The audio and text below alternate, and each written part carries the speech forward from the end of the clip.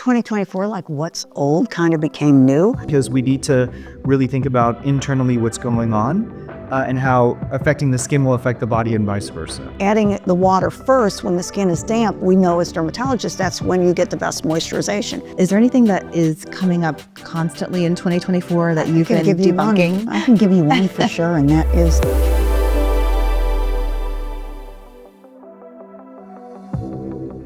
Welcome to Skin Goals, everyone, and it's another fun-filled episode. We're talking about trends today. I'm your host, Lisa Avalos. Hey, and I'm Kelly Sittler, and I cannot wait to get into the trends today. 2024, what a year of trends.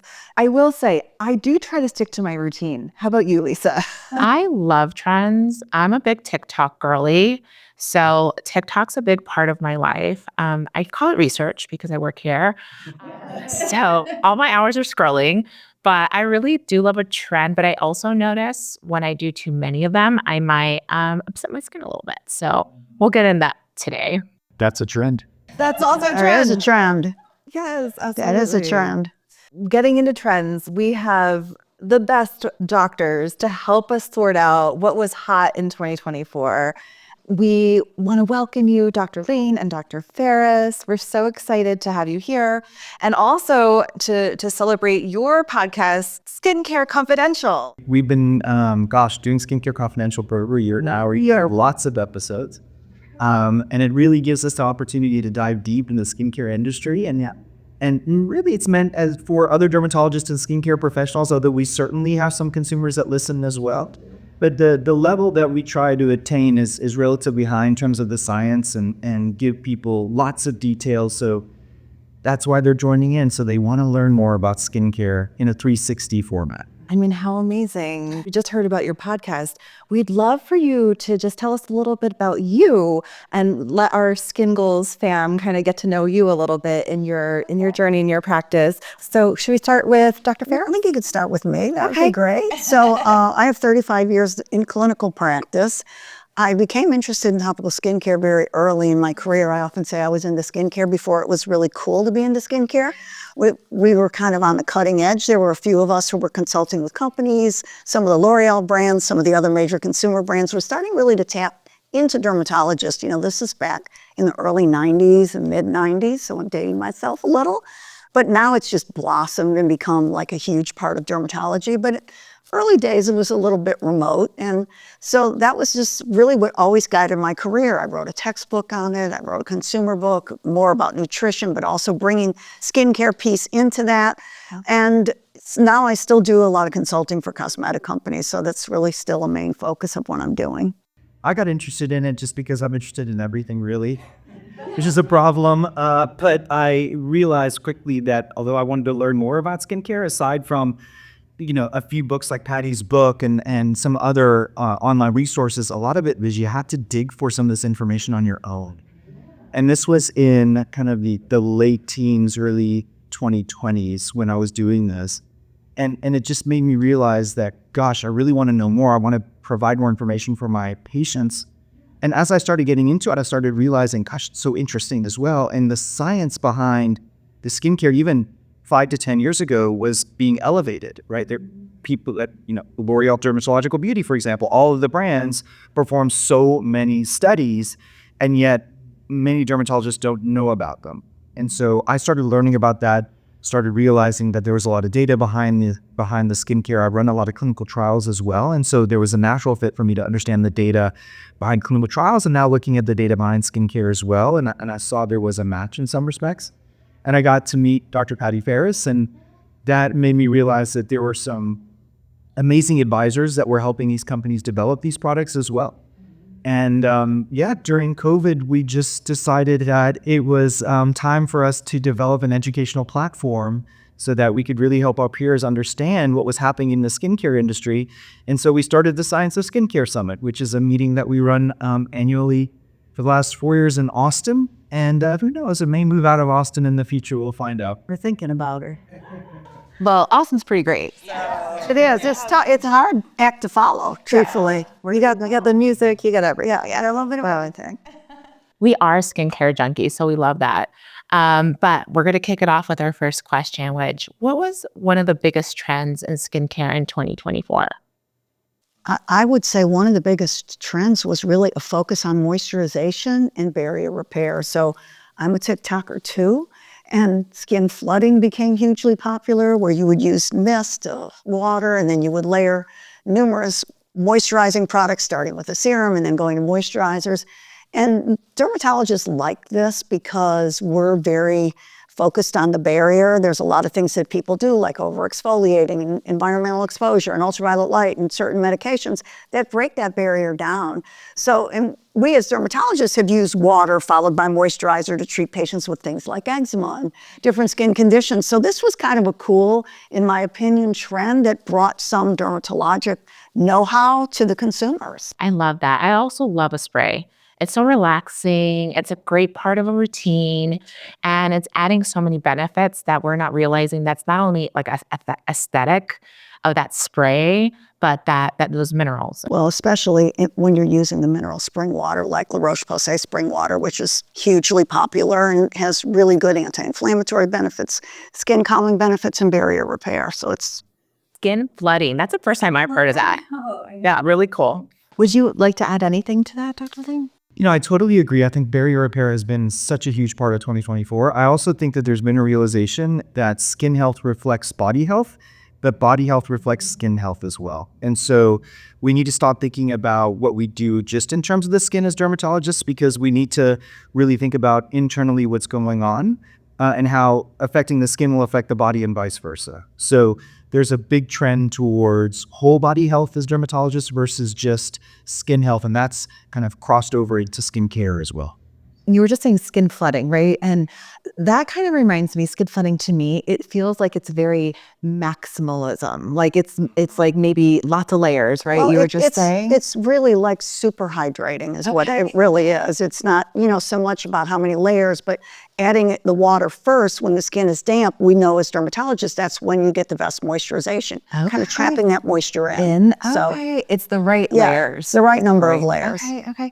Well, and on that thought, you feel like there's maximalism, there's also minimalism. Is this trend going to continue? Like we're like 2024? Yeah. I hope so. Why has it been so big in 2024? I don't know why it's so big. I've always been a proponent of skinimalism. I've never given patients, well, you need to use these 6 products in the morning, and then we've got these 8 layers at night, because compliance goes down so dramatically when you start adding too many things. And who's got time to do all of it? Oh, and you have to wait 10 minutes after this product before you put on this product. It just gets too complicated. And I don't think it's truly necessary. So I'm hoping skinimalism will stay. I think most dermatologists agree our favorite sort of regimen is you're protecting products during the day and you're repairing products at night. And protecting can be as simple as an antioxidant and a good sunscreen. You don't really need much more than that. And then in the evening, you can do your peptides, your retinoids, things like that, but you don't need, again, like 8 or 9 products doing the same thing. I think one thing that's interesting that Whitney Bowe proposed was skin cycling, where you do a couple of things and then you take a break, and then you do a couple of more things and then you take a break. And then she actually has advanced skin cycling where she kind of adds more things in, but it's not multiple products on one day. It's one thing and you do the next thing and then you rest.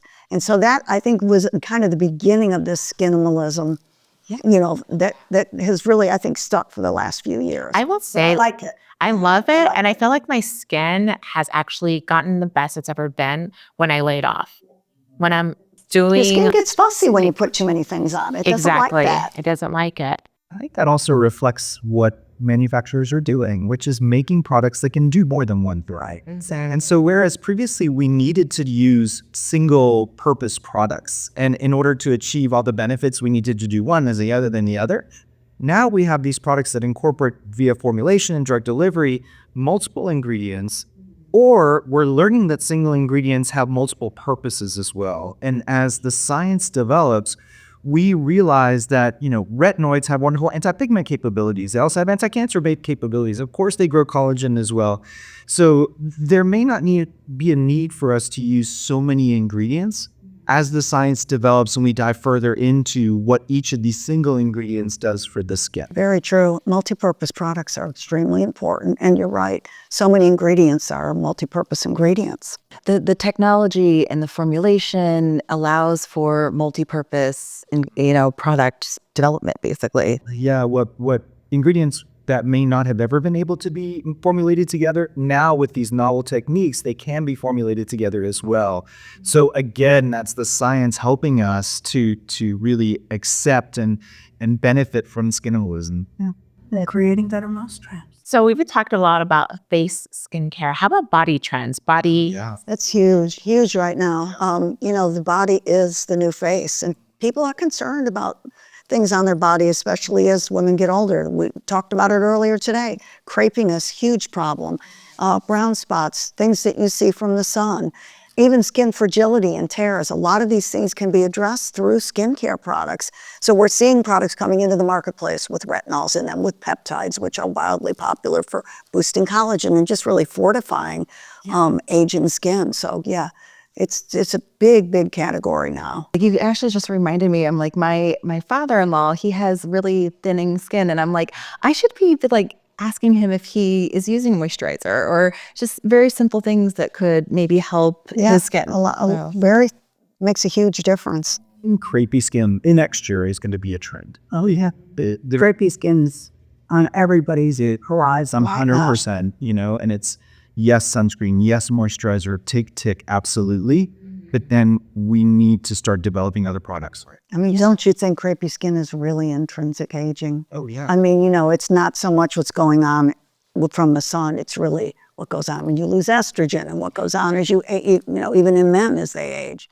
Well, and you were just talking a little bit about ingredients like peptides, but I was wondering, is there like an ingredient of 2024? Or is there many? 2024, what's old kind of became new.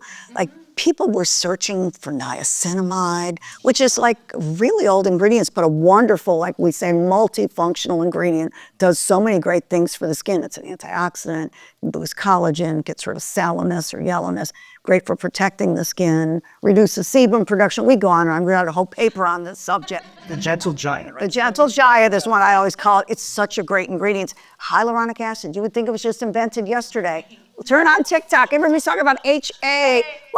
What? This is such an old ingredient. Is it great? Yes. And we have new innovations with HA. We're using low molecular weight, high molecular weight, blending them together so we get superficial and deep hydration. But it was kind of like what's old is new to me. I didn't see any real big breakouts in 2024. Well, skincare is like therapy. So is that another big trend this year about how rituals and skincare connect? Oh, yeah, for sure. I think the COVID epidemic really did it. People were at home. They were sort of within themselves.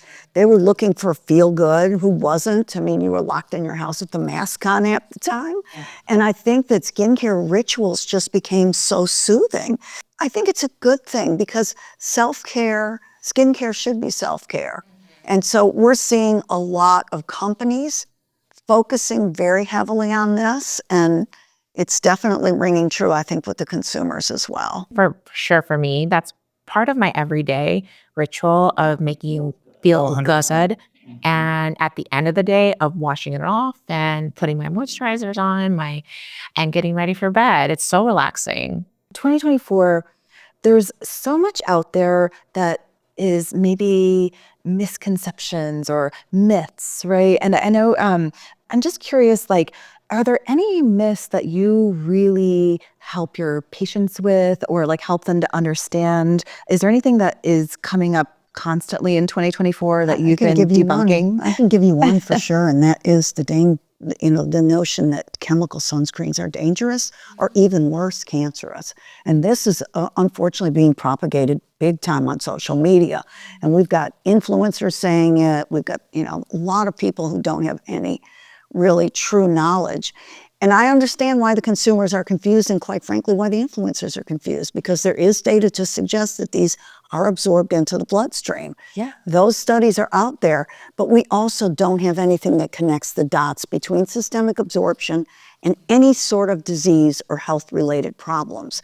So look, everything you put on your skin, as Ted aptly mentioned, is going to be absorbed to some extent.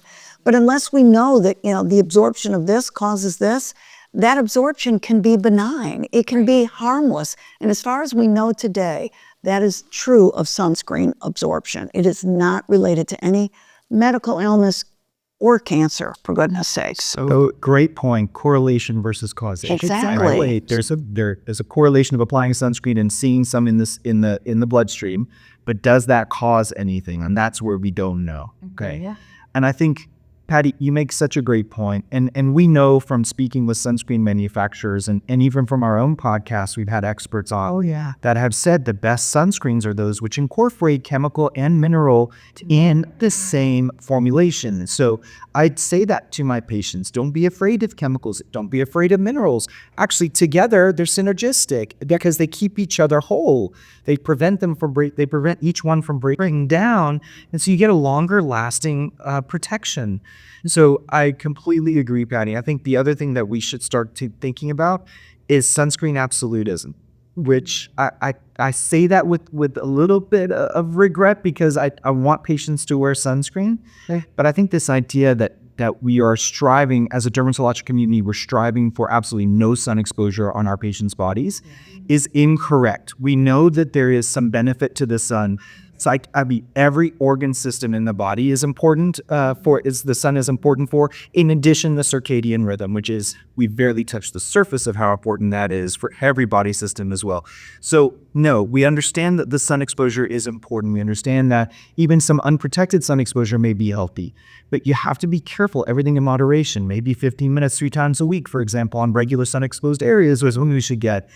Don't be afraid of sunscreen. Don't be afraid of the sun. Use them together wisely, and you're going to achieve the greatest health from that. Yes, absolutely. And there's always like hats, umbrellas, all these other things too, right? Yes, of course. Like stay in, eat your lunch under the umbrella, Go to the beach, enjoy, but be under an umbrella. Use some sun protective clothing or whatever works for you. I mean, it's very hard to use sunscreen. It's messy. People don't put enough on. It's very adverse. People just don't like to use it.